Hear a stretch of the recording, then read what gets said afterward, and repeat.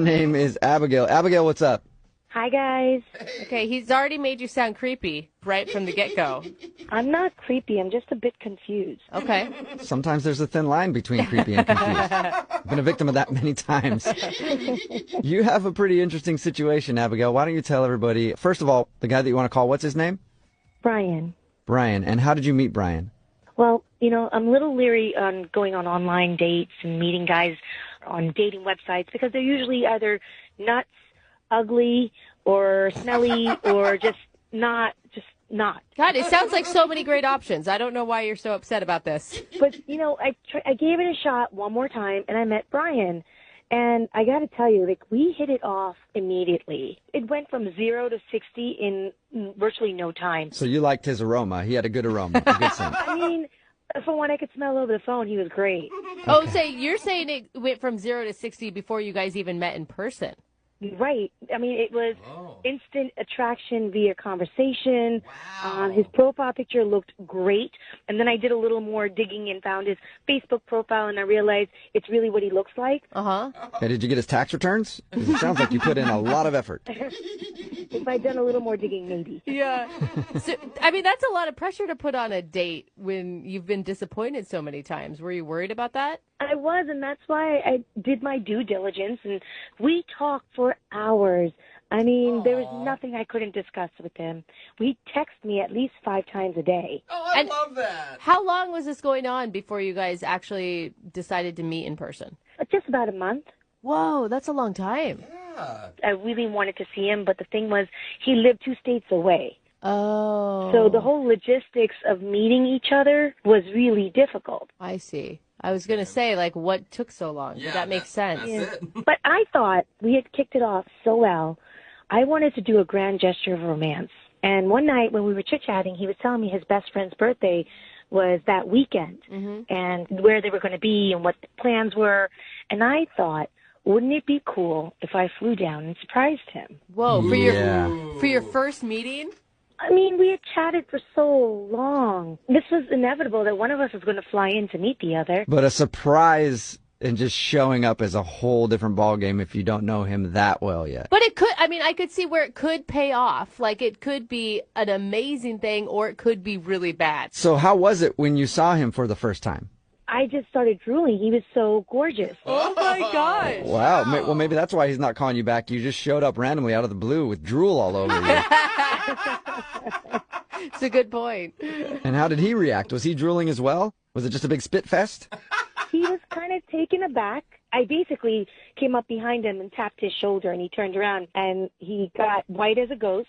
He was shocked. Of course. Okay, wait. Set the scene. Where were you guys when you tapped him on the shoulder? Were you at the birthday party? Yeah, I showed up at the restaurant where the birthday party was. Whoa. Yeah, that's a very bold move. Well, because I didn't know where he lived, so this is the only way I could get in contact with him. So what did he do? After he recovered from the initial shock, did he hug you? Did he kiss you? I mean, the first thing he did was say, "What are you doing here?" And I told him I thought it'd be a really cool surprise to, shock you and be here, and thought it'd be really romantic. Yeah. And then for most of the night, I ended up speaking to his friends and not much to him. Oh, my wow. God. But you got to understand, I mean, I knew he had to speak to other people. It was his best friend's birthday, so I let it go. I figured, hey, that's what he has to do. So wait, hold on. How was he introducing you to his friends? Well, he really wasn't. I mean, the 1 or 2 times that I'd bump into him, somebody would come up to him and say, "Oh, and you are?" And he would say, "Oh, this is a friend of mine." Oh, okay. Ooh. Okay. Ouch. And I thought, well, it is really new. We haven't really told people about us. So I get it. He wanted to keep it on the down low. I get that. Yeah.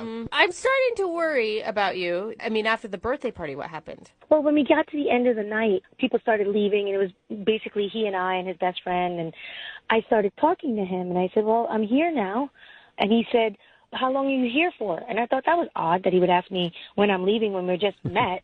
Uh-huh. Yeah. But I said to him, I'm here till tomorrow evening. Maybe we can have lunch or brunch tomorrow, or maybe even right now. Let's go for another drink or a cup of coffee. Hey. And he said he was really busy. He had a lot of commitments the next day. But my I gosh. was like, okay, maybe you can spare an hour. I did fly all the way out here. Uh-huh. He said, you know what? We'll set up a date for when I can either fly out to you or you can fly What? out here again. Were you Oh, wow. So crushed? you, I was crushed until he said, let's see if we can figure out a time to meet up again. Oh, so I thought there was some hope there No. that, maybe he really was busy the next day. Yeah, I don't know. You didn't know you were coming, so. You are so nice to this man. Well, he's something special. Aw, How many times have you tried to Heart get, for you. Oh, no. how many times have you tried to get a hold of him since that weekend? It's been a week so far, and I only heard from him once, and that also through text, so it's not like it was before. Oh, my gosh. And you're Okay. sure he's single, right? From what I understand, I didn't see any rings on his finger, and I didn't see any other woman around. Okay. That's good. Okay. Well, we'll play a song, come back, call him, and then get your second date update, okay? Okay. All right, hang on. Moving 92.5. Brooke and Jubal in the mornings. Second date update. If you're just tuning in for today's second date update, it's the kind of thing that movies are made about. Abigail is on the phone, and Abigail met the man of her dreams online. And they chatted back and forth every single day, every single night for weeks until Abigail decided to show up unannounced at a birthday party. She flew all the way there to surprise him, tapped him on the shoulder, and he turned around and she said, "Abigail's home." That's